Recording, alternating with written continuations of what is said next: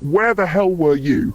To every Democrat suddenly crying about freedom of speech because Jimmy Kimmel faced consequences, sit down.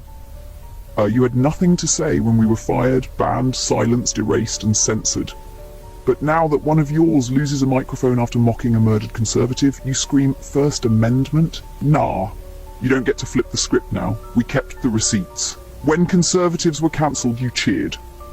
Roseanne Barr fired overnight for a tweet. No warning, no grace. Direct line from Obama's team to ABC, you didn't say a word. Gina Carano fired for posting a historical truth, not hate, not slurs, just a warning. You mocked her, you said get over it.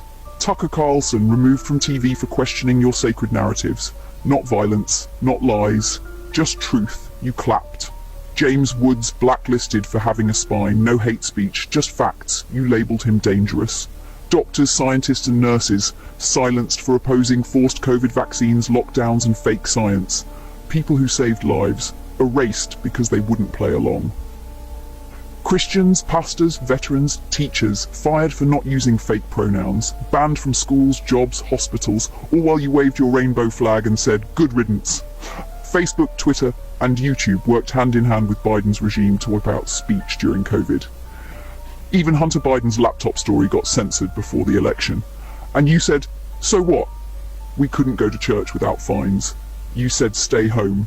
We couldn't work without a vaccine passport. You said no jab, no job. We couldn't question mandates. You said deplatform them. You didn't care about rights. You cared about obedience.